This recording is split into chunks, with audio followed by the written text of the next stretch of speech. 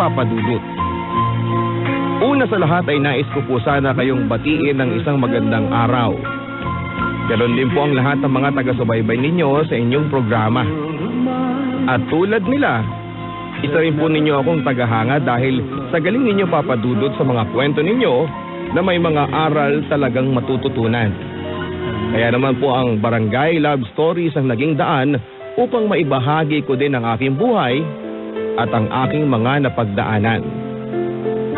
Ako po si Marisa, simpleng babae na may simpleng pangarap sa buhay. At yon ay ang magkaroon ng maganda at masayang pamilya. Gusto ko po kasi nabuo ang aking pamilya at ayoko pong matulad ng aking mga anak sa amin ni Ate Mildred na maagang naulila sa ama dahil sa tukso. Sariling sikap naming dalawang magkakapatid, katuwang ang aming ina, si Ate Mildred ang naging kasangga ko sa lahat ng hamon sa buhay. Pamilya lang naman kasi ang matatawag kong permanente sa mundo, na kahit kailan ay hindi ka iiwanan, kaya naman sobra po ang pagnanais kong balang araw ay matagpuan ko po ang lalaking magmamahal sa akin at bubuo ng pinapangarap kong pamilya. Ngunit hindi ko po alam na para mabuo ang pinapangarap kong pamilya ay kailangan kong sumira ng isa pang pamilya. Makakalimutan ang araw na nakita ko si Mama na tuwang-tuwa sa medalyang natanggap ko mula sa pagkapanalo sa Quiz Bee Challenge. Nakita ko din ang ligaya sa mga mata ni Papa na halos magyakapan na sila ni Mama habang ina-announce ang winner sa contest. Anak ko yan! Malakas na sigaw ni Papa sabay ng pagtaas ng kanyang kamay para kumaway sa akin. Kahit nasa malayo ako ay nakita ko ang abot-tengang ngiti nila. Si Mama naman ay halos mangiyak-iyak na sa kanyang kinakaupuan at hindi na makaimik pa. Aliw na aliw din ang aking mga guro habang pinagmamasdan ng pamilya ko. Nakangiti silang lahat at proud na proud sila sa akin. Pagkababa ko ng stage pagkatapos ng awarding ay sumalubong sa akin ang yakap ni na Mama at Papa. Mama, Papa, para naman kayong nanalo sa loto eh. Sabi ko habang hinahagkan nila ako sa kanilang mga braso. Nasa gitna ako ni Mama at Papa at para akong isang palaman na naipit sa dalawang tinapay dahil sa higpit ng pagkakayakap nila. Daig pa namin ang nanalo sa loto anak dahil ang pagkapanalo mo ay nakaka-proud sa part namin. Bilang magulang mo. Ang sabi ni Mama na sumisinghot-singhot pa dahil sa kanyang pag-iyak. Ang drama naman ng Mama mo, maikling sabi ni Papa, na tumingin kay Mama at tila baga naghihintay ng isasagot nito sa kanya.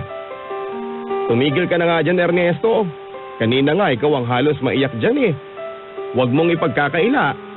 Ang sabi ni Mama na pilit tinatago ang kanyang pagtawa, sa nooy pumupunas ng mata na si Papa. Para hindi makumpirma ang sinasabi ni Mama na umiyak nga siya. Kahit yun naman ang totoo.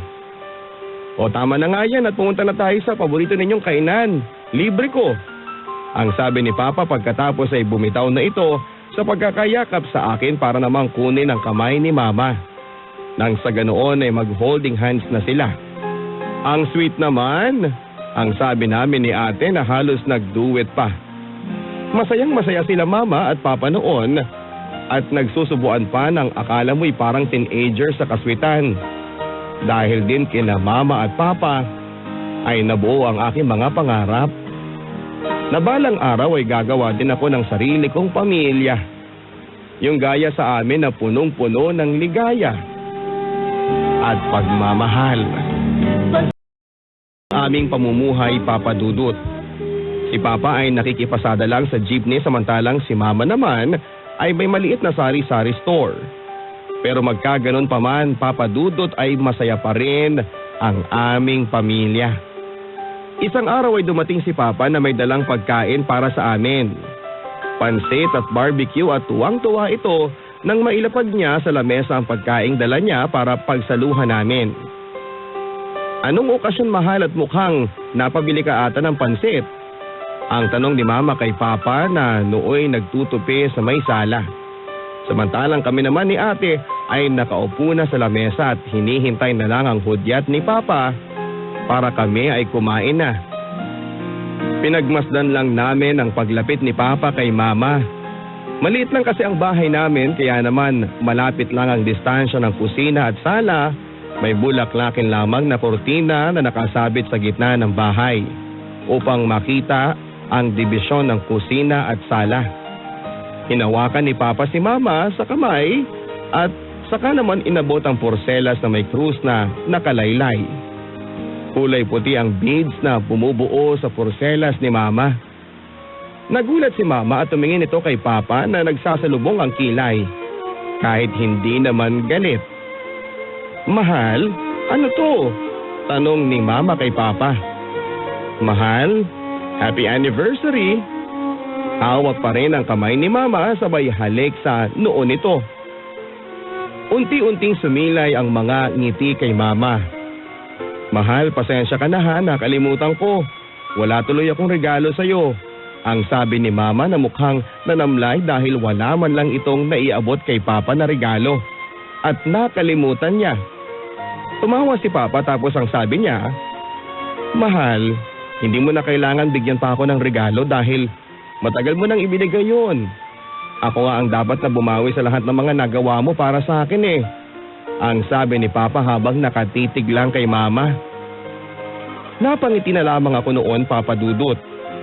Para na rin kaming nanonood ni ate kay Marvin at Jolina sa mga pelikulang nakakakilig talaga. "Ano naman ang mga yun, mahal?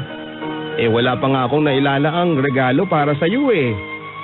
Ang sabi ni Mama dito. Ibinaling ni Papa ang tingin niya sa aming dalawa ni ate. Sabay senya sa aming dalawa ng kanyang mga kamay na nagsasabing lumapit kami sa kanya. Mabilis naman kaming lumapit ni ate at kumalong kay Papa sa magkabila niyang paa. "Eto mahal ang mga anak natin.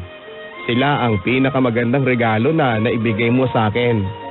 Mga regalo kahit kailan ay hindi matutumbasan ng kahit na anumang yaman sa mundo."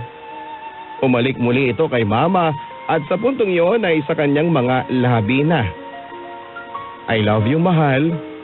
Gagawin ko ang lahat para sa inyo ng mga anak natin." Ang sabi ni Papa na nakangiti. Agad lang natapos ang kwentuhan nang biglang marinig ni Papa ang naghihimagsik na tiyan ko. Tumawa sila. "O tara na, at may bata dyan na gusto nang makakain ng barbecue." Pangaasar ni Mama habang nakatingin at tumatawa naman sila ate at si Papa sa akin. Sino ba naman ang ayaw ng ganitong pamilya? Isang pamilya na simple lang pero masaya naman. Kaya ganong kalaki ang pagpapasalamat ko sa Diyos sa ibinigay niyang pamilya para sa akin. Parang kay Ating masaya at puno ng pagmamahalang pamilya ay nagbago nang isang gabing makita namin si Papa. Naglalakad kami noon ni Mama sa iskinita para bumili ng inihaw na Betamax at isaw. Hawak ni Mama ang kamay ko habang naglalakad kami. "O anak, tirhan mo ang ate Mildred mo dyan at baka makauwi tayo na stick na lang ang maiabot mo sa kanya." "Nako, tsak na mag-aalboroto yon sa galit lalo na't pumayag siyang maiwan sa bahay. Baka kasi dumating na ang papa mo." Masiglang sabi ni Mama sa akin habang nakatingin sa akin. Mama naman, hayaan mo na lang yun si ate. Maiintindihan naman niya ako eh. Siyempre ako ang bunso at siya ang panganay." Sabi ko na pasimpleng tumawa. Tumingin muli si Mama sa akin at saka muling nagsalita. "Anak, dapat hindi ka ganyan. Dapat kayo ng ate mo ang laging magkasama at magkakampi." Ang sabi ni Mama na mukhang naninermon talaga sa akin. Tumawa na lang ako para hindi magalit si Mama sa mga sinabi ko. "Joke lang naman, Mama. Siyempre, mahal ko si ate kaya titirhan ko siya ng isaw at Betamax." Sabi ko sabay hawak ni Mama sa ulo ko. "Tama yan anak.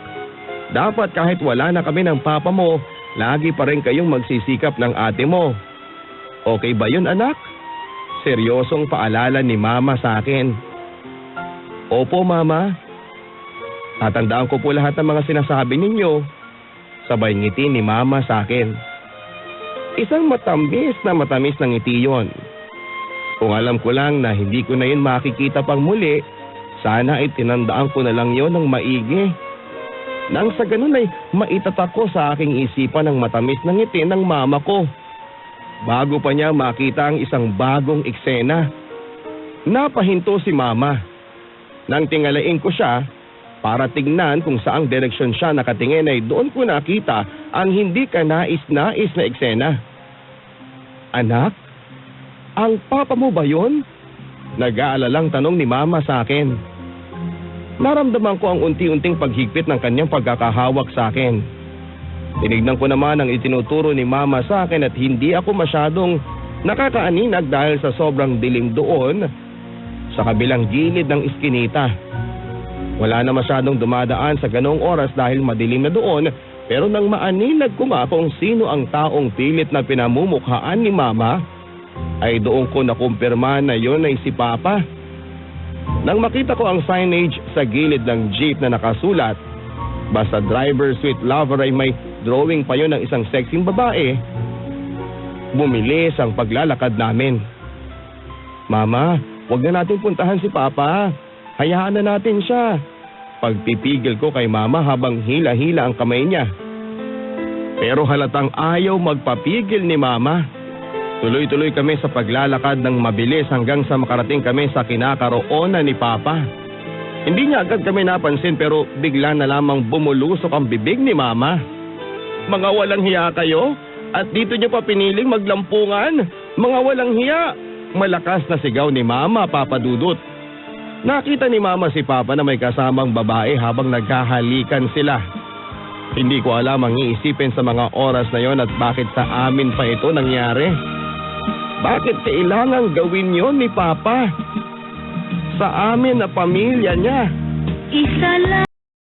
Nakita na kami ni Papa at alam kong nagulat din siya na lumabas kami ng ganoong oras. Nakita ako ni Papa at makikita mo talagang gulat na gulat ito. Nakita ko rin ang babaeng kasama niya na halatang mas bata kay mama ng 10 taon. Manipis ang damit at hapit na hapit ang maikli nitong shorts, kulang na lang ay mapunit ang suot nito. Halos pumutok na rin ang mukha nito sa mapulang pisngi niya at pulang-pulang labi niya. Inirapan ko ang babae nang mahuli namin sila ng papa ko na naghahalikan ay para bagang wala man lang sa kanya. Walang iya ka? Pagkatapos kitang ipaglaban sa mga magulang ko, kasi ang buong akala ko ay magbabago ka na pero eto pang igaganti mo sa akin? Ang sabi ni mama, habang dinuduro-duro si Papa. Ang babaeng kasama naman ni Papa ay nakatingin lang at wala man lang delikadesang hindi umalis sa harap namin. Mahal, please wag dito. Nakikita tayo ng anak natin eh. Pag-usapan na muna natin ito. Pagsusumamo ni Papa kay mama, habang hinahawakan ni Papa ang kamay ni mama. Pero kahit na anong higpit ng pagkakahawak ni Papa dito ay pilit na pinipiglasyon ni mama. Ang lakas din naman ng loob mo na sabihin sa akin na baka makita ako ng anak mo? Ano sa tingin mo, Ernesto? Tama ba yung ginagawa mo? Sa tingin mo ba hindi nakita ng anak mo ang katarantaduhan na ginawa mo ngayon? Galit na sabi ni mama habang nanlilisik ang tingin niya rito. Pero hindi niya tinanggal ang kamay niya sa pagkakahawak nito sa akin. Kaya naman naramdaman ko na nanlalamig na ang kamay ni mama. Mahal, huwag ganito. Kaibigan ko lang si Rosa. Pagpapaliwanag ni Papa na pilit ang pagngiti. Ha, kaibigan? Anak ng... Ako ba ginagago mo, Ernesto? Magkaibigan pero kung magkadikit kayo, para kayong mga linta. Huwag mo na akong gawing tanga, Ernesto. Huling-huli ka na kaya huwag ka na magmamaang-maangan pa. Galit na sabi ni Mama. Maya-maya din ay ibinaling nito ang kanyang tingin sa babae na kasama ni Papa. At ikaw naman, Iha, hindi ka ba nahihiya sa sarili mo? Kadalaga mong tao. Pumapatol ka sa may asawa. At sa ginagawa mong yan, nakakasira ka ng pamilya. Madiin ang pagkakasabi ni Mama sa mga salitang binitawan niya sa babaeng yon. Nang akma na kaming aalis ni Mama ay pinigilan kami ni Papa. Hinarangan niya kami sa daan at lumuhod kay Mama. Mahal, patawarin mo na ako. Hindi na mauulit. Sige na, patawarin mo na ako. Ang sabi ni Papa na umiiyak kay Mama. Tinignan ko si Mama pero nakita kong hindi man lang dumapo ang tingin nito kay Papa na nagmamakaawa. Pagod na ako, Ernesto. Pagod na ako.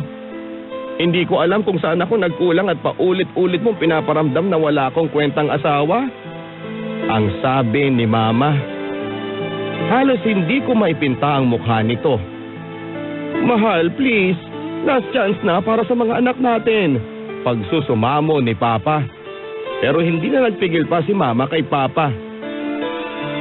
Ayoko na, Ernesto. Magkanya-kanya na tayo. Sumusuko na ako. Ang sabi ni Mama. Hindi na nakapagpumilit pa si Papa. Patuloy na kaming naglakad ni Mama. Nang narinig kong tinawag ng babaeng yon si Papa. Honey, halika na.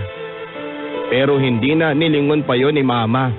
Hawak niya ang kamay ko at nakita ko ang unti-unting pagpatak ng luha ni Mama. Gusto kong sabihin na wag na siyang umiyak pero hindi ko kaya. Dahil ramdam ko kung gaano siya nasaktan sa mga pangyayari. Ang dating masaya naming pamilya ay nabalot ng dilim dahil sa ginawang pambababae ni Papa. Tapos ng kaganapang yon, Papa Dudut, ay hindi ko na muli pang nakita ang mga ngiti ni Mama.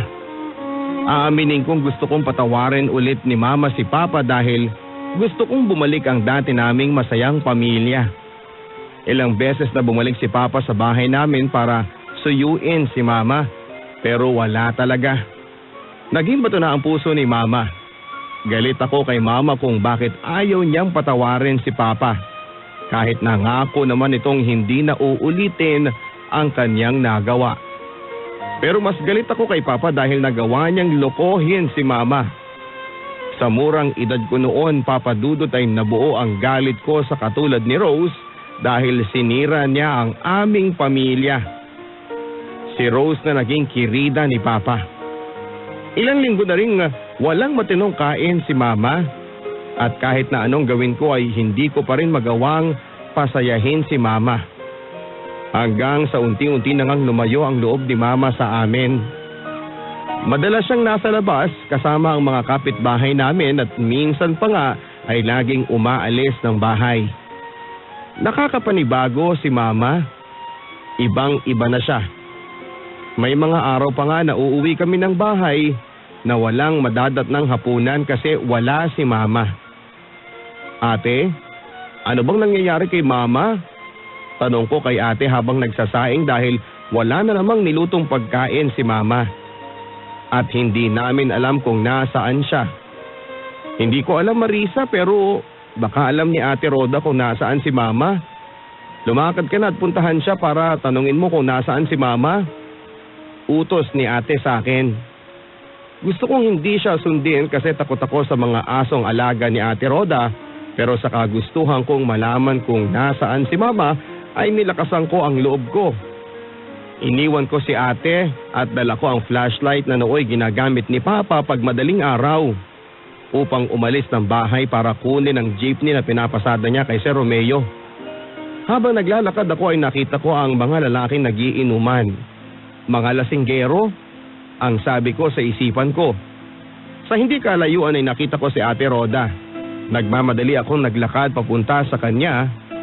Ate Roda, asan po si Mama? Nakita niyo po ba siya? Tanong ko sa kanya na hingal pa. Alam kong si Ate Roda ang laging nakakasama ni Mama simula noong niloko siya ni Papa. Gusto ko sanang iwasan siya ni Mama dahil matunog sa lugar namin na ito'y nagbebenta ng aliw sa ibang lalaki. Pero wala na akong nagawa pa dahil eto lang naman ang kahit papaano'y nakakapagpalibang kay Mama. Nakita kong nagtaasan ang kilay niya sa akin at tinitigan ako mula ulo hanggang paa. At walang ano-ano'y sinabi niyang, wala ang mama mo rito, kasama si Ruel ang boyfriend niya. Halos mabingi ako sa aking mga narinig mula kay Ate Roda. Ayokong maniwala sa kanya. Pero may kung ano sa aking isipan, Papa Dudut, na nagsasabing kailangan kong malaman. ang katotohanan. Habang naglalakad ako pa uwi sa amin ay malalim ang aking iniisip. Hindi ko alam kung sasabihin ko ba ang mga nalaman ko sa ate ko o saka na lang kapag sigurado na ako. Nang malapit na ako sa bahay namin ay naaninag ko si Mama. Kinutuban ako lalo na noong nakita kong may kasama siyang lalaki. At hindi ko nga kinaya ang sumunod na nakita ko. Inalikan ng lalaki si Mama sa harap mismo ng bahay namin. Nakita ko ang mga kapitbahay naming tsismosa na umaaligid ng tingin sa kanila ng lalaking kasama niya. Hindi ko alam Papa Dudut pero parang ang wala nang pakialam si Mama. Nais kong lumapit sa kanila at tanungin kung ano ang ibig sabihin ng lahat ng mga nakita ko pero natatakot ako. Natatakot ako baka kumpirmahin ni Mama na boyfriend niya ang lalaking kasama niya. Nang makita kong makaalis na ang lalaki ay saka pa lamang ako nag-umpisang maglakad papunta sa bahay namin. Hindi ako napansin ni Mama dahil doon ako sumilip sa may poste. Mama? Malumanay kong tawag sa kanya nang nakalapit na ako. Oh, anong ginagawa mo dyan? This oras na ng gabi. Tanong ni Mama sa akin na mukhang relax na relax pa. Mama, hinahanap po kasi kita nang hindi ka namin maabutan ni ate sa bahay. Kaya pumunta ako kay Ate Roda kasi alam kong siya lang ang lagi mong kasama. Sagot ko kay Mama. Hindi siya nakatingin sa akin. Nasa sandalyas na tinanggal niya ang atensyon noon ni Mama. Bakit ka pa kasi pumunta roon? Kung umalis ako, alam ko naman kung paano umuwi eh. Tumaas ang boses ni Mama. Binagsak niyang sandalyas pagkatapos niya itong matanggal sa pagkakasuot sa kanyang paa. Nagbago na si Mama. Hindi na siya yung gaya ng dati. Mama, sino yung naghatid sa inyo? Tanong ko kay Mama. Nilakasan ko na ang loob ko at gusto kong magmula mismo sa kanyang kasagutan sa lahat ng tanong ko na bumabagabag sa isipan ko. Umupo si Mama sa silya. Ipinatong niya ang paa niya sa maliit na lamesa at saka sinandal ang ulo niya sa upuan. Narinig ko ang paghikbi nito. Mama, bakit po? Ano pong masakit sa inyo?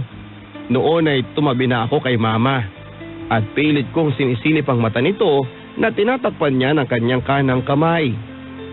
Nakita ko ang pagbuhos ng luha niya. Mama, ano pong problema? Muli ko siyang tinanong. Hikbi lang ang narinig ko mula kay Mama. Ang sakit anak? Maikling tugon niya sa akin. Nakataki pa rin ang kanyang kamay sa kanyang mga mata. Maya-maya pa ay narinig ko ang buntong hininga nito. Unti-unti niyang tinanggal ang kamay niya sa kanyang mga mata. Pagkatapos ay niyakap niya akong bigla. Napaiyak na lamang ako, Papa Dudut. Alam kong dapat ay magalit ako kay Mama dahil magmula nang mawala si Papa ay parang nawala na rin siya sa amin. Lalo na nang makita kong halikan siya ng lalaking kasama niya. Pero pinilit kong intindihin si Mama at hinayaan kong umiyak siya sa akin. Hindi ko alam kung anong nangyayari kay Mama basta ang tanging nasa isipan ko lamang ay dahil ito kay Papa. At sa puntong ito ng buhay niya, kailangan niya kami ni Ate Mildred. Papa Dudut ay tinapos na rin ni Mama ang namamagitan sa kanila ng lalaking yon. Ang sabi ni Mama ay nagawa lang naman daw niya yon dahil sa kagustuhang makalimot sa mga sakit na idinulot sa kanya ni Papa. Nalaman din namin na ilang ulit na palang ginawa ni Papa ang pambababae. Hindi lang maikwento ni Mama yun sa amin dahil ayaw niyang masira ang pagtingin namin kay Papa. Ang pinakahuli naming balita kay Papa ay nagkaanak na raw sila nung Rose, ang kabit niya. Masama ang loob ko kay Papa pero lalo na sa Rose na yon. Sinira niya ang pamilya namin. Nagsumikap kami ni Ate Mildred at gusto naming patunayan kay Papa na kaya namin magtagumpay kahit na wala ang tulong niya. Nag-aral ako mabuti, ganoon din si Ate Mildred. 4 na taon ang agwat ng edad namin ni ate pero magkaganon pa man ay magkasundo kami. Itinaguyod kami ni mamang mag-isa mula sa pagbabuy and sell ng mga damit hanggang sa aming mumunting sari-sari store. Napagtapos niya si ate sa kolehiyo na kumuha ng kursong HRM. Ako naman ay mag-aaral pa lamang ng kolehiyo. Mama, ito na yung matagal nating hinihintay. Masayang sabi ni ate kay mama habang nakakbay siya dito. Nakita ko ang abot langit ng ngiti ni mama, lalo na noong inabot niya ang kanyang diploma. Mama, para po sa iyo yan. Ikaw ang naging inspirasyon ko para galingan ko ang aking pag-aaral, ang sabi ni ate. Umalik ito sa pisngi ni mama. Muling ngumiti si mama at ako naman ay kinukuhanan ko sila ng litrato. Anak, magaling ka. Matalino kaya ka nagtagumpay. Ang sabi ni mama na halos mangiyak-ngiyak na. Si mama talaga ang drama-drama. Mas lalo po kitang paiiyakin ma sa ibabalita ko. Nagtinginan kami ni ate. Kumindat siya sa akin samantalang halata ang pangangamba ni mama sa kung ano man ang sasabihin ni ate. Tumingin si mama kay ate at seryosong-seryoso naman siya, kaya mas lalong kinabahan si mama. Mama, sorry po hindi ko kaagad nasabi sa inyo. Halata ang takot sa mata ni mama habang nag-aabang sa sasabihin ni ate. Mama, ayokong paiyakin ka pero bukas na bukas din po ay magsisimula na ako magtrabaho bilang manager sa restaurant na pinapasukan ko. Hindi na ako cashier mama o waitress. Manager na po ako. Masayang-masayang pagbabalita ni ate kay mama. Si ate talaga kahit kailan lagi na lang kaming ginugulat. Kaya etong si mama napahagulhol na lang sa sobrang saya. Totoo ba yung sinasabi mo anak na manager ka na sa pinagtatrabahuhan mo? Tanong ni mama kay ate na halatang excited. Grabe naman si mama sa ganda ko ba namang ito? Mukha po ba akong sinungalin? Ang sabi ni ate kay mama habang nakangiti ito. Congratulations anak, ang galing-galing mo talaga. Deserving ka naman sa posisyon na yan dahil nagsumikap ka talaga. At noon pa man ay porsigido ka na sa trabaho mo. Ang sabi ni mama kay ate. Si ate Mildred naman ay pangiti-ngiti na lang sa akin. Huwag kang mag-alala mama. Gagawin kitang reyna, yan ang pangarap ko sa buhay. Ang sabi ni ate. At pagkatapos ay humalik ito kay mama. Niyakap naman ni mama si ate. Halika na rito Marisa, group hug tayo. Sayang ang moment. Pag-anyaya sa akin ni ate para sumama sa yakapan nilang dalawa ni mama.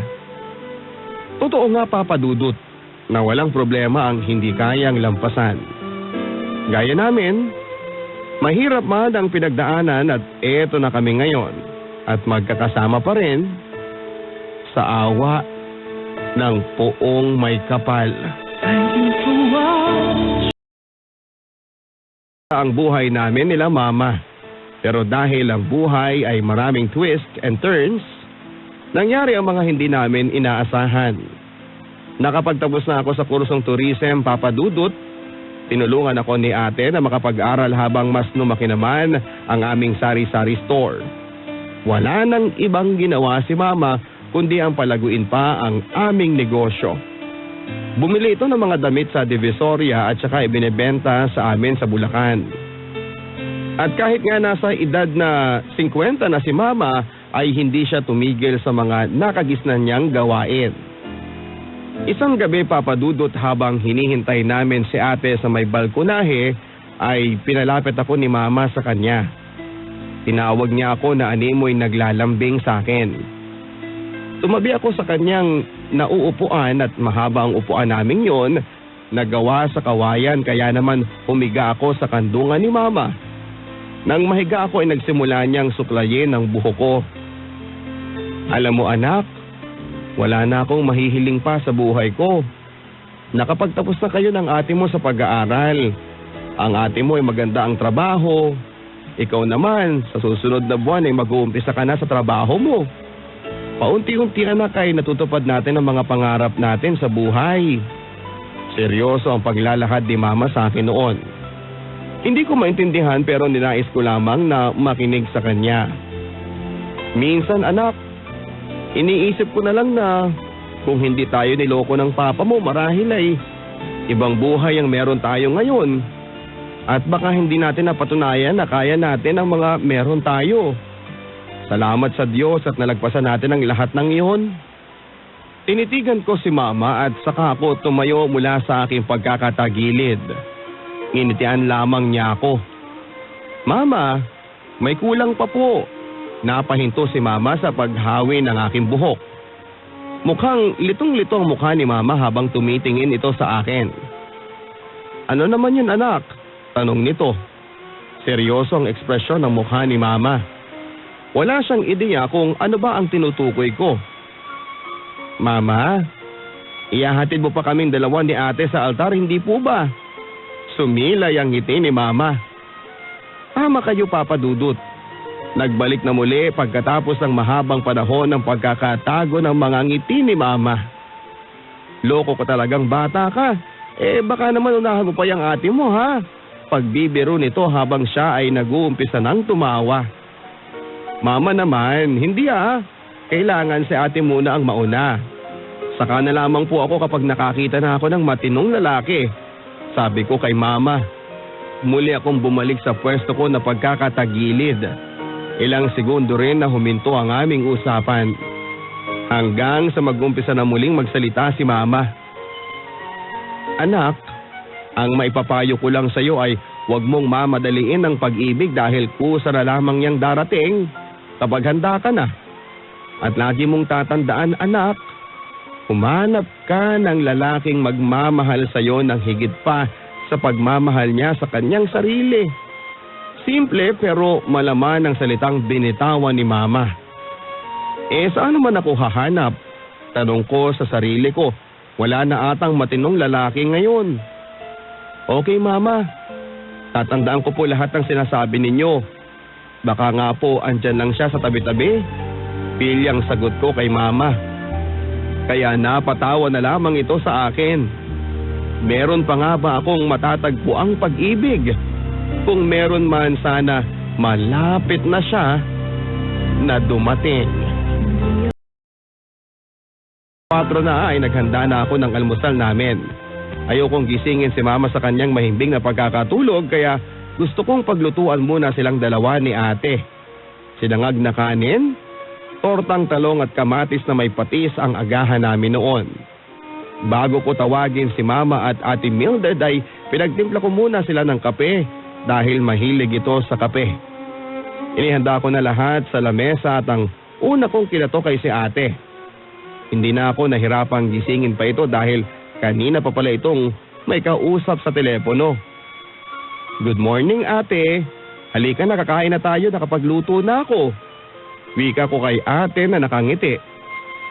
Nagpagulong-gulong muna ito sa kama at saka sumagot sa akin. Sige, susunod na ako. Ang sabi ni ate na may halong paglalambing. Sumenyas ito sa akin na huwag akong maingay dahil may kausap siya.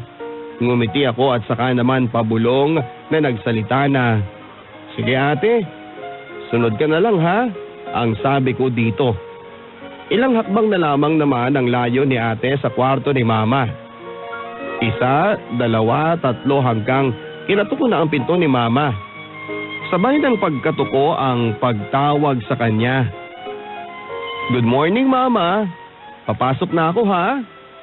Hindi ko na hinintay ang pagsagot nito dahil binuksan ko na ang pintuan ng kanyang kwarto. Tinabihan ko siya at humiga din ako.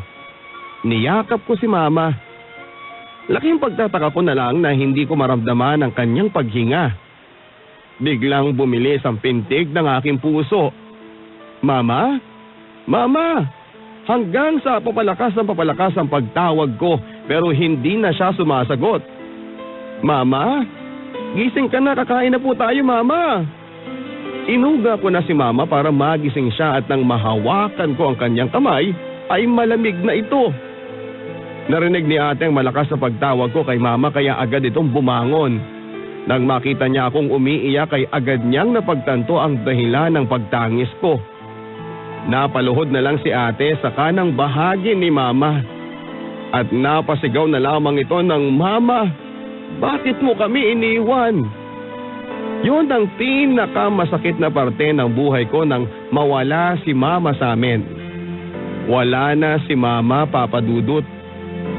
Wala na ang taong pinaghugutan namin ng lakas ng loob para harapin ang lahat ng hamon ng buhay. Wala na si mama. Bakit sa amin pa kailangang mangyari ito? Bakit kailangan pang mawala ni mama? Kahit ako ngayon ay lugmok na lugmok sa kalungkutan at alam kong wala na akong magagawa pa para muling ibalik ang buhay ng aking ina. Kung ang buhay ni ate kung paano magsisimula, lalo na at wala na si mama na siyang tumutulong sa amin para malagpasan ang lahat. Nabangungot daw si mama ayon sa doktor na tumingin sa kanya at dahil mahina ang puso nito ay hindi na niya kinaya. Nakakalungkot, Papa Dudut, at eto na nga ang takip silim ng buhay naming dalawa ni Ate Mildred. Pero hindi ko pa rin nakakalimutan ang pangako ko kay mama na hindi namin pababayaan ang isa't isa.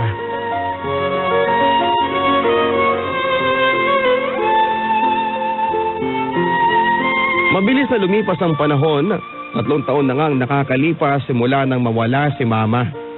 Hindi man niya natupad ang isa pa niyang gusto na maihatid kami ni ate pareho sa altar, ay alam kong masayang masaya para kay ate si mama.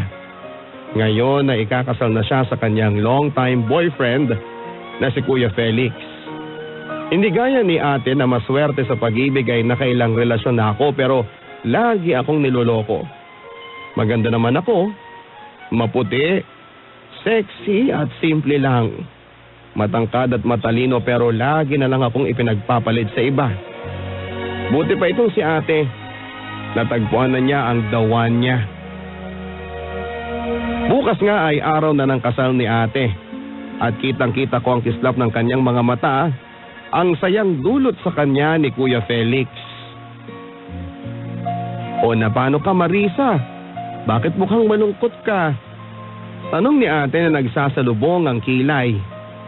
Nasa labas ako noon at nagpapahangin. Nag-iisip-isip. Sa katunayan ay malungkot ako noon dahil alam kong pagkatapos ng kasal ni ate ay wala na akong makakasama sa bahay. Wala, ate? Maikling tugon ko dito. Hindi ako tumingin sa kanya at baka mahalata niyang malungkot ako. Marisa, ako pa ba ang pagtataguan mo ng feelings mo? Kilalang kilala na kita. Mula pagkabata magkasama na tayo. Ang sabi ni ate sa akin habang hinahaplos ang likod ko. Hindi ko alam pero bigla na lang tumulo ang luha ko, Papa Dudut. Ate, malungkot kasi ako Dahil wala na akong makakasama sa bahay. Alam ko na kukunin ka na ni Kuya Felix pagkatapos ng kasal ninyo. Wika ko kay ate na halos hindi makatingin sa akin. Nakayuko lamang ako habang si ate ay patuloy ang paghaplos niya sa likod ko. Marisa, huwag kang mag-iisip ng ganyan. Bakit ko naman iiwan ang kaisa-isa kong kapatid? Nangako ako kay mama na hindi kita iiwan. Ang sabi ni ate sa akin. Dinikit niya ang mukha niya sa aking pisngi at niyakap niya ako. Mag-aasawa lang naman ako at hindi kita iiwan. Hayaan mo. Dahil habang naghahanap pa kami ng matutuluyan ni Felix pansamantalang doon muna kami titira sa bahay. At bilis-bilisan mo nang mag-asawa ka na rin para maging masaya ka na at huwag ka nang bitter, ha? Sabay tawa ni ate. Ang luha ko ay napalitan na lang ng tuwa. Kaya mahal na mahal ko si ate, Papa Dudut, kasi kahit kailan ay hindi niya ako isinantabi. Kahit na mag-aasawa na siya, hindi pa rin niya ako pinababayaan. Si Ate Mildred ang the best ate in the world.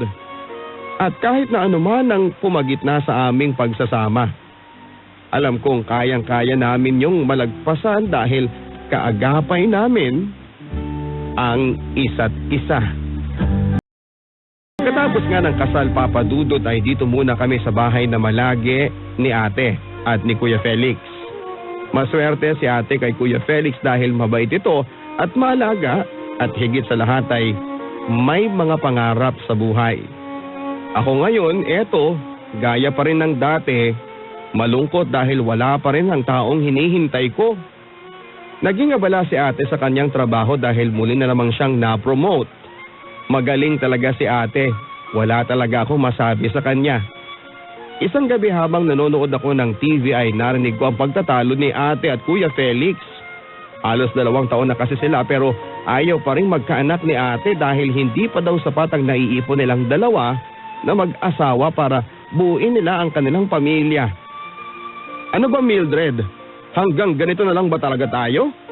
Narinig kong sabi ni Kuya Felix kay ate. Nabigla ako dahil noong ko lang nakita na ganoon magalit si Kuya. Hindi ko lubos akalain na sasabog din siya. Mabait si Kuya Felix. Maamo ang kanyang mukha at maganda ang kanyang mata na para bagang nangungusap. Felix, sana maintindihan mo. Kailangan kong magtrabaho. Kailangan nating mag-ipon. Ayoko matulad sa ibang mga bata ang magiging anak natin. Gusto kong paghandaan natin ang paglabas niya. Gusto kong makaranas siya ng isang maginhawang buhay. Sana naiintindihan mo ako. Sagot naman ni ate na nagsusumamo kay Kuya. Gusto ko sanang pumasok sa kwarto pero may kung ano ang tumakbo sa aking isipan na nagsasabing dapat akong manatili sa sala. Baka kung sakaling kailangan ako ni ate. Mildred, alam mo kung gaano kita kamahal. Pinakasalan kita kasi mahal kita at ikaw ang gusto kong bumuo sa akin ng pinapangarap kong pamilya. Sana maintindihan mo din naman, please. Mildred. Naging mahinahon si Kuya sa pagsagot kay ate. Hindi ko man sila nakikita, Papa Dudut, pero ramdam ko sa boses ni Kuya Felix ang pagtangis niya. Sorry Felix, pero sa ngayon ay hindi ko pa maibibigay ang gusto mo. Mahal kita pero alam kong maiintindihan mo din ako balang araw. Pagmamatigas ni ate. Hindi ko maintindihan, Papa Dudut, kung bakit ganoon na nga lamang ang pagtanggi ni ate sa kagustuhan ni Kuya Felix. Pero alam kong may mabigat itong dahilan. Maya-maya pa'y bumukas ang kwarto nilang dalawa at nadatnan ako ni Kuya Felix na nanonood ng TV. Dinaanan lamang niya ako ng tingin at saka lumabas na siya ng bahay. Una kong naalala si ate kaya paglabas mismo ni Kuya Felix ay pinuntahan ko si ate sa kwarto nila. Nakita ko si ate na nakayuko at noon naman ay umiiyak. Ate, anong problema? Mahinahon na tanong ko dito habang akbay ko siya at pinapatahan sa pag-iyak. Hindi niya ako maintindihan, Marisa. Ang sabi ni ate sa akin at umiiyak pa rin ito.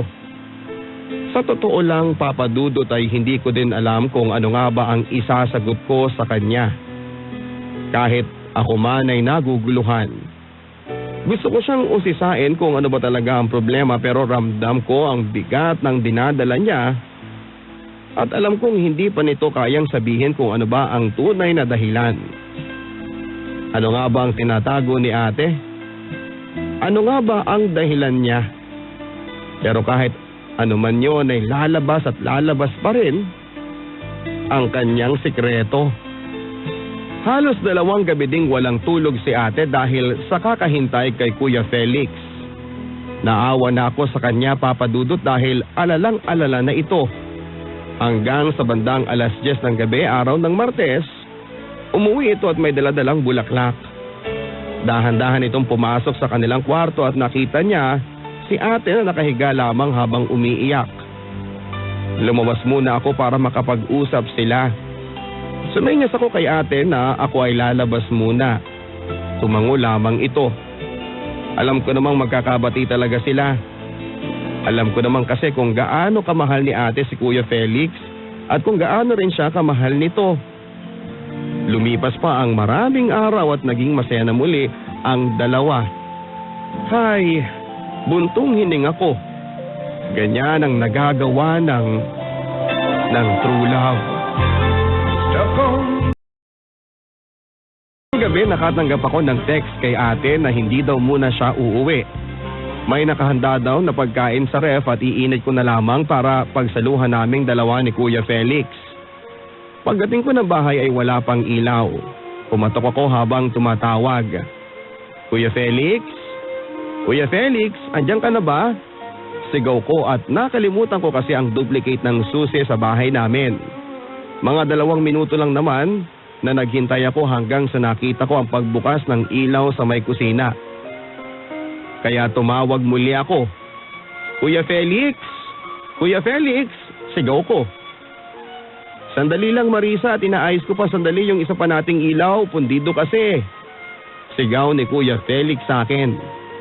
Maya-maya pa nga ay pinagbuksan niya ako ng pintuan. Nakita ko ang pawis na pawis nitong noo, kaya pala walang ilaw ay inaayos pa niya ito.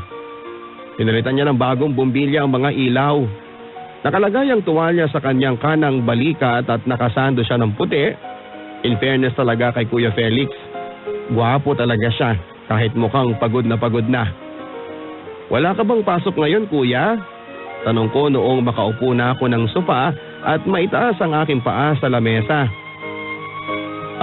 Meron, kaya lang maaga kaming pinauwi dahil maagang natapos ang mga trabaho kanina sa opisina kaya heto, taong bahay muna.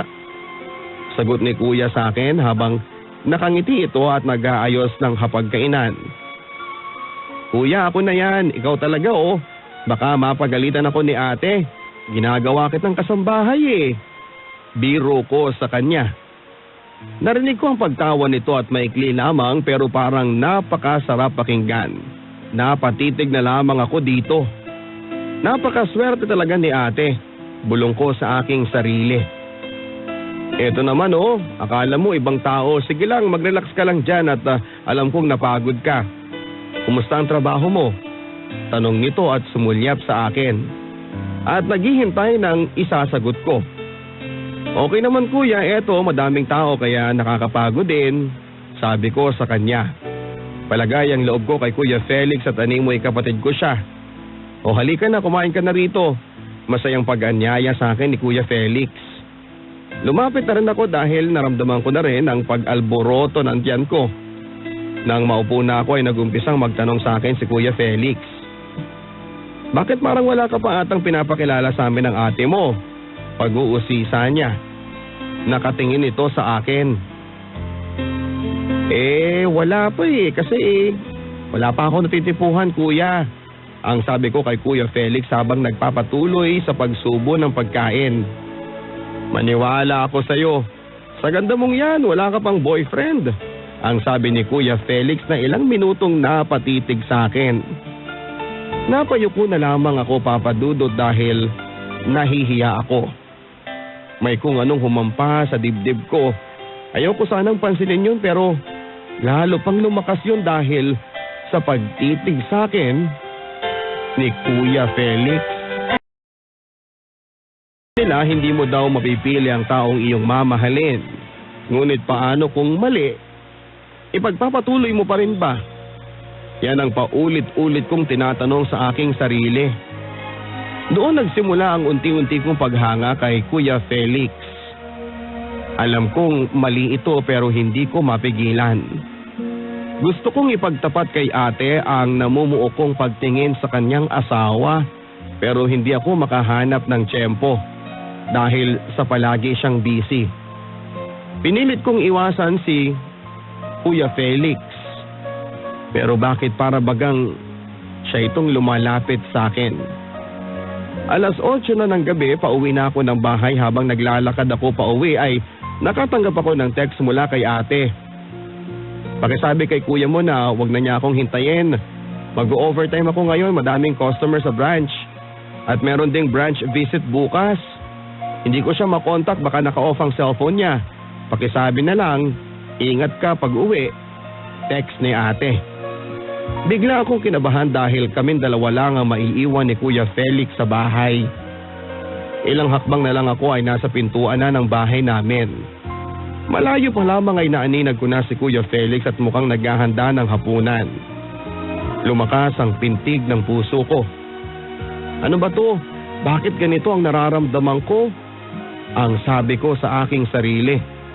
Naakmang tatalikod na sana ako para bumalik at naisipan ko na lang na kumain sa labas hanggang sa tawagin ako nito. Marisa!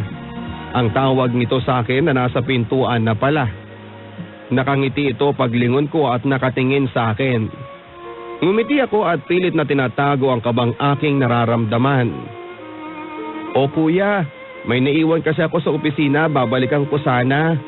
Ang sabi ko sa kanya habang nauutal pa. Sana lang ay hindi niya ito napansin. Naglakad ako patungo sa kanya at no choice, kailangan kong hindi magpahalata. Ilang araw na kasi akong nagpapagabi ng pag-uwi para pagbalik ko ng bahay ay nandoon na si ate. Pero gawin ko man ang lahat ng pag-iwas ay hindi ko magawang iisang tabi ang nararamdaman ko para kay Kuya Felix. Huwag ka nang bumalik, dito ka na lang. Gabi na baka mapano ka pa dyan sa daan. Pag-aalalang sabi nito sa akin. Ngumiti lang ako. Okay kuya, maikling tugon ko. Dumiretso na ako sa kusina at nilagay ko na lang ang bag ko sa likod ng inuupuan ko. Nagpanggap akong gutom para nang sa ganon ay mabilis akong matapos at makapasok na ako ng kwarto. Pero hindi ko magawa dahil nagsisimula na naman siyang makipagkwentuhan sa akin. Kumusta ang trabaho? Tanong nito. Habang ngumunguya pa. Ayos naman kuya. Ang sabi ko na parang hindi interesadong makipagkwentuhan sa kanya. Ngunit tinanong niya akong muli. Ikaw ba Marisa, gusto mo bang magkaroon ng pamangkin? Tanong nito. Mukhang nalungkot siya nang mabanggit yon sa akin. Oo naman kuya. Excited na nga ako eh. Ano bang sabi sa'yo ni ate? Masiglang tanong ko. Nabuhayan ako ng loob na hindi niya talaga mahalata ang ginagawa kong pag-iwas sa kanya. Ilang minuto ring nabalot kami ng katahimikan at tanging tunog ng kutsara at tinidor lang ang maririnig mo. Maya-maya pa ay nagsalita na rin ito. Hay, ayaw niya pa kasi eh. Masyado siyang subsob sa kanyang trabaho. Ayaw ko namang kulitin ang ate mo. Malungkot ang pagkakasabi nito at nakaramdam ako ng awa kung bakit hindi pa siya mapagbigyan ni ate. Okay lang yan kuya. Darating din ang tamang panahon para dyan. Ang sabi ko habang nakangiti sa kanya. Tumingin ito sa akin at tumango na lamang. Pagkatapos ng usapan na yon, wala na ni isa sa amin ang umimik. Ang awkward lang at pagkatapos naming kumain at tumayo na ako para hugasan ang aming pinagkainan. Ako na yan, magpahinga ka na lang. Maamong sabi ni kuya sa akin. Hindi na kuya, ako na po. Hinawakan ko na ang espongha na gamit pang hugas ng plato. Pero bigla niya itong hinawakan. Nagdampi ang mga palad namin at napatingin ako sa kanya. Napatingin din ito sa akin. Hindi siya nagsalita at inilapit niya ang kanyang mukha sa aking mukha. Amoy ko ang samyo na lumabas sa kanyang bibig. Ayoko ng pakiramdam na yon dahil baka anumang oras ay hindi na ako makapigil. Bigla na lamang niya akong hinalikan. Pilit ko itong nilabanan. Kuya, anong ginagawa mo? Ang sabi ko sa kanya. Tumitig itong muli sa akin at hinawakan niya ang kamay ko at nilagay sa kanyang dibdib. Huwag kang maingay, ang sabi nito at ngumiti. Isang pilyong ngiti. Nung una ay pilit kong iniwasan ang mga labi niya pero nagulat na lamang ako sa sarili ko dahil gumanti na rin ako ng halik na ibinigay niya sa akin. Alam kong mali Papa Dudut dahil asawa siya ng ate ko. Pero paano nga ba pipigilan ang aking nararamdaman? Masama ba ang magmahal? Hindi masamang magmahal Papa Dudut at lalong-lalo nang hindi yon kasalanan. Yon ang itinatako sa isipan ko. Nagpatuloy ang lihim naming relasyon ni Kuya Felix. Hindi yun nalaman ni ate. Itinago namin yon. Hindi ko alam kung paano nangyari at ang tangi ko lamang alam ay mahal ko na siya. Mahal ko ang asawa ng kapatid ko. Nakapag-leave si ate sa trabaho. Halos 2 linggo yon at nakita ko ang pagbawi ni ate kay Kuya Felix at aaminin ko, Papa Dudut, na nagsiselos ako. Alam kong wala akong karapatan pero pinapatay ako ng nararamdaman ko. Sa tuwing makikita ko magkahawak sila ng kamay sa may sala o sa tuwing hinahalikan ni Felix si ate, may kung anong kirot akong nararamdaman. Ang hirap sa pakiramdam pero wala akong pwedeng gawin dahil pinili ko ang mapunta sa sitwasyon na ito. Sa tuwing makikita ko ang eksena na yon ay iniisip ko na lang na sana ako na lang yung sinusubuan ni Felix. Ako na lang yung hinahagkan niya pero hindi dahil ang sarili kong kapatid ang kahati ko sa kanya. Nakita kong masayang-masaya si Felix sa mga araw na kasama niya si ate. Pero sa mga panahong yon ako ang nagdudusa. Felix, ano ba tayo? Tanong ko sa kanya. Nang minsang mag-overtime na naman si ate. Nabigla ito sa tanong ko. Maging ako man at hindi ko alam kung ano ang pumasok sa isipan ko kung bakit yon ang natanong ko sa kanya. Marisa, ano bang klaseng tanong yan? Alam mo naman ang sitwasyon natin, hindi ba? Madiin na sabi nito. Huminga ako ng malalim at saka muling sumagot. Felix, mahal kita. Mahal na mahal kita. Sabi ko dito na umiiyak na. Mukhang nagulat siya, Papa Dudut, sa mga revelasyon ko. Ano bang mga sinasabi mo dyan? Alam mong hindi kita mahal at ang ate mo lang ang mahal ko. Huwag mo akong mahalin. Ang sabi nito sa akin na seryosong seryoso. Pili ang ngiti ang tugon ko sa mga sinabi niya at saka ako muling nagsalita. Hindi mo ko mahal? So ano yung ginagawa natin? Bakit mo ko tinukso? Wala lang ang mga ginawa natin? Ano ko pampalipas oras mo kapag busy si ate? Hindi ako laruan, Felix. Bulyaw ko dito. Nakatingin lang ito sa akin at alam kong nararamdaman niyang nasasaktan ako sa kanyang mga sinabi. Marisa, sana naiintindihan mo ko. Mahal ko ang ate mo at siya pa rin ang asawa ko. Sagot nito sa akin. Hindi ko alam, Papa Dudut, kung ano ang nag-udyok sa akin para tapusin ang usapan namin sa pamamagitan ng isang halik. Wala na akong pakialam kung kasalanan man ito. Basta ang alam ko ay mahal ko siya. Muli na namang pinagsaluhan namin ang buong magdamag. Alam kong mali ito pero sa ngalan ng pag-ibig ay gagawin ko kahit tawagin man akong isang kabit. Ang relasyon namin ni Felix, mahirap itago ang nararamdaman ko para sa kanya kahit alam kong sa amin dalawa ako lang ang nahulog sa bitag niya. Nanatiling sekreto ang ugnayan naming dalawa ni Felix. Akala ko'y wala na yung katapusan pero totoo nga ang sabi nila. Walang sikretong hindi nabubunyag. Isang gabi muling sumabog ang apoy sa aking puso na siyang nagtulak sa akin upang muling matuksong gawin ang hindi tama. Alam kong hindi ako mahal ni Felix. Pero gusto ko ang ginagawa ko dahil mahal ko siya. Muling nagsagupaan ang nag-aalab naming damdamin. Hindi namin namalayan na nakauwi na pala si ate. Bigla na lamang akong nasilaw sa liwanag ng ilaw na tumama sa aming dalawa ni Felix. Nakita ko si ate, nakatayo sa pintuan ng kwarto, umiiyak. Ginising ko si Felix at bigla nga itong bumangon nang makita niya si ate na umiiyak. Han, magpapaliwanag ako, please, makinig ka muna. Hindi ito tinignan ni ate dahil sa akin siya nakatitig. Habang patuloy ang pagdaloy, ng kanyang mga luha. Paano mo nagawa sa akin to? Paano mo nagawa sa akin to? Paulit-ulit at mahinang sabi ni ate. Nakita ko ang pamumutla niya. Nais kong magpaliwanag pero para bang nangawit ang aking bibig at hindi ako makapagsalita na. Mahal, please, mag-explain ako. Pagsusumamo ni Felix habang nakaluhod ito kay ate. Pero nagbingi-bingihan si ate. Umiiyak pa rin ito. Mga walang hiya kayo? Ikaw, Felix.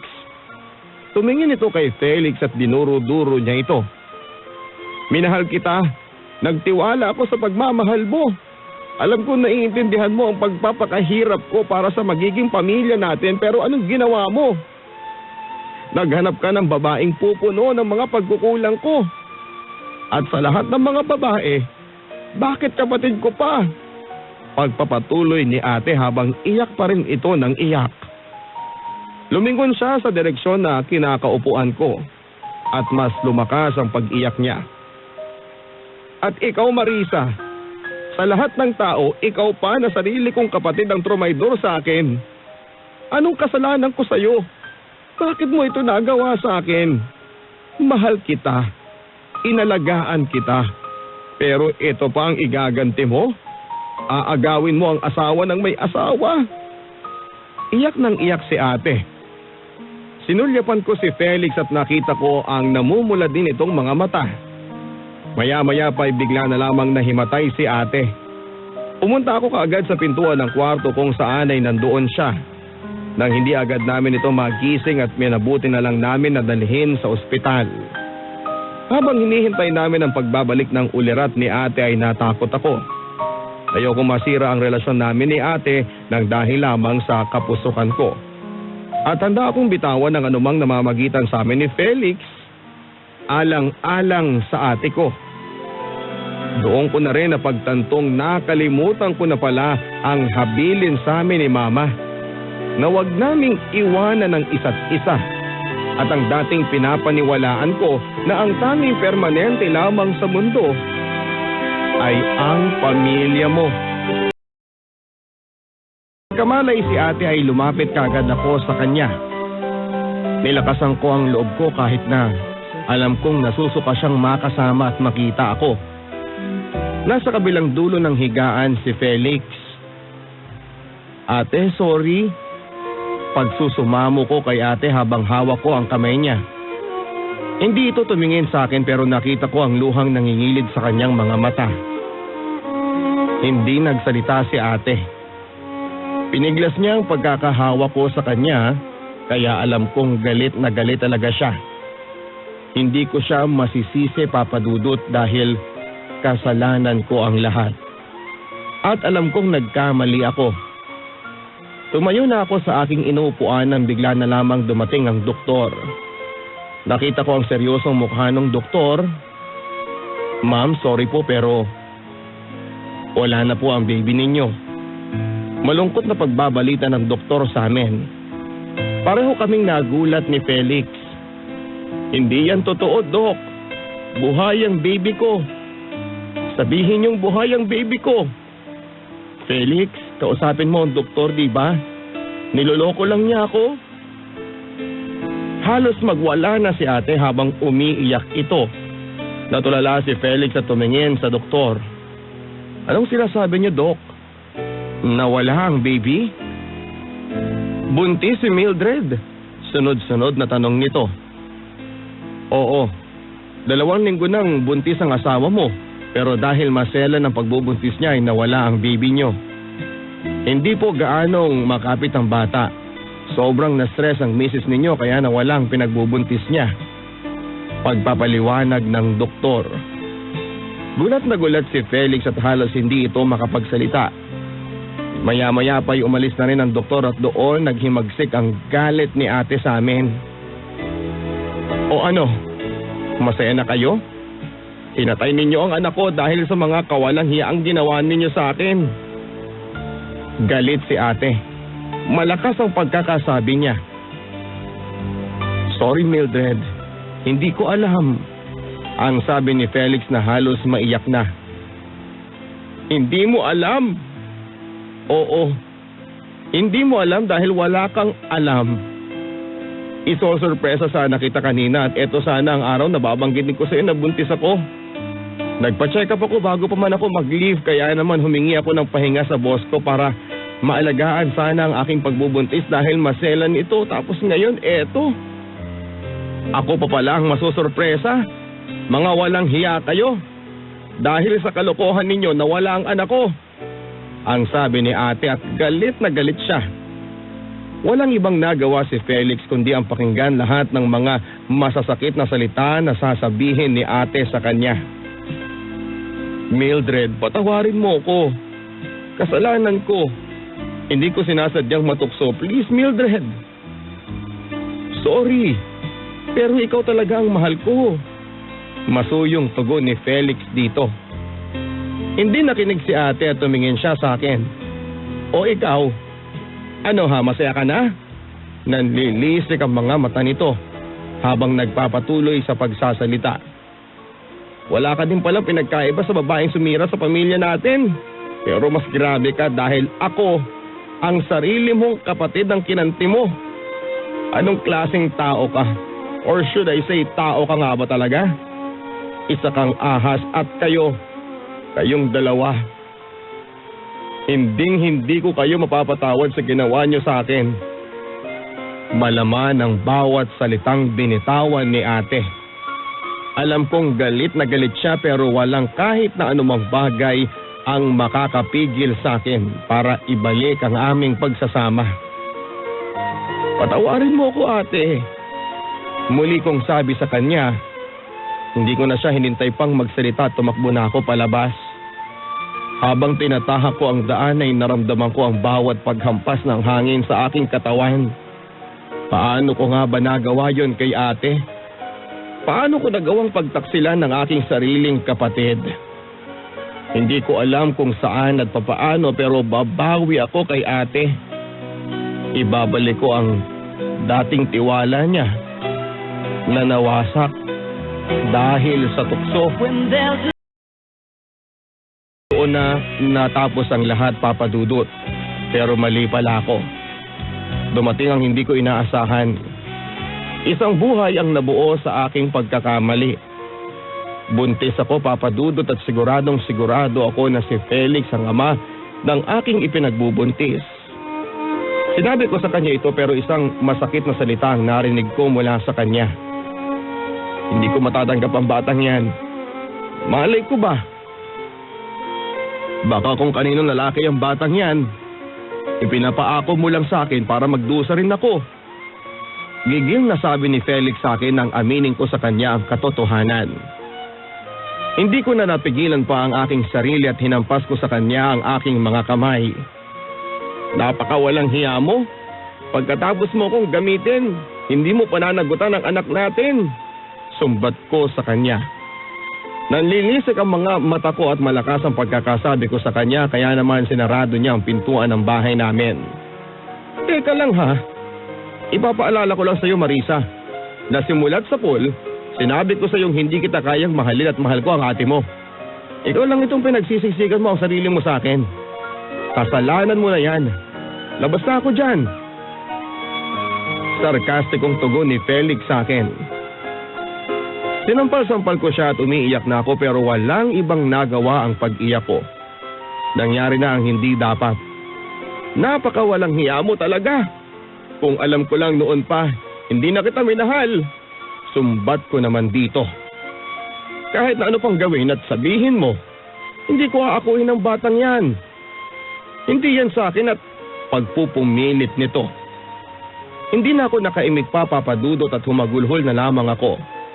Iniwan ako ni Felix para balikan si ate sa ospital.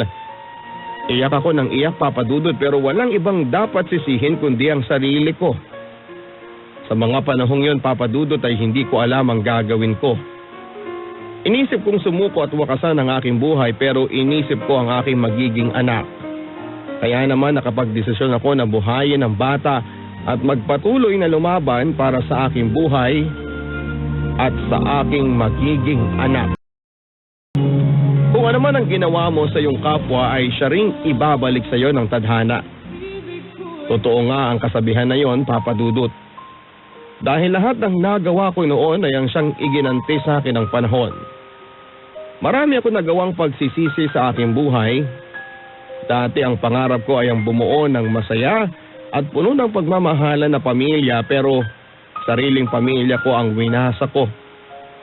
Nakiapid ako sa asawa ng ate ko at yon ang pinakamalaking pinagsisisihan ko sa aking buong buhay. Hindi na maibabalik pa ang panahong nasayang at ang tanging magagawa mo na lamang ay ang itama ang pagkakamaling nagawa mo noon. 5 taon na rin ang nakakalipas, Papa Dudut. Pero hanggang ngayon ay dala-dala ko pa rin sa aking puso ang kasalanang nagawa ko sa aking kapatid. Dahil sa kasalanan kong yun ay nawala ang kaisa-isang taong dapat ay hinding-hindi ko iiwanan. Wala akong pinagkaiba kay Papa. Pareho naming sinira ang aming pamilya. Pero ang lahat ng yon ay may aral na iniwan sa akin. Hindi bawal ang magmahal. Pero mali ang umagaw ng asawa na may asawa para sa sarili mong kaligayahan. Kung sana naisip ko lang yon, marahil ay maayos ang pagsasama namin ni ate sa ngayon. Sa kasalukuyan, Papa Dudut, ay maayos naman ang kalagayan ko. Nagtatrabaho ako sa isang malaking hotel sa Manila bilang receptionist, habang mag-isa kong tinataguyod ang aking anak na si Nicolas. Ang bunga ng aking pagkakamali noon. Tama kayo, Papa Dudut.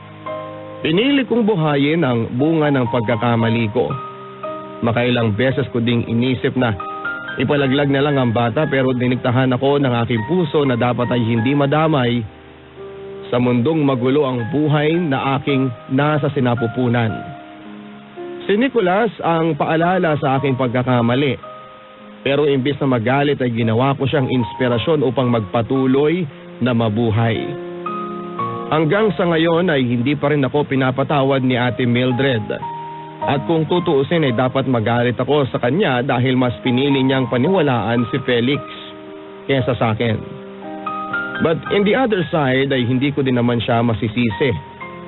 Ang huling balita ko sa kanya ay muli silang nagkaanak ni Felix at masaya silang naninirahan sa Cebu. Siguro nga ay panahon na lang ang makapagsasabi kung kailan ako muling tatanggapin at patatawarin ni ate. Time heals all wounds, ika nga. Ako naman ay naghihintay pa rin sa lalaking tatanggap at muling bubuo ng aking pira-pirasong sarili. Hanggang dito na lamang, Papa Dudut, at maraming salamat po sa pagpapaunlak ninyo sa akin upang maibahagi ang aking kwento. God bless and more power to your program. Ang inyong kapuso at kabarangay, Marisa.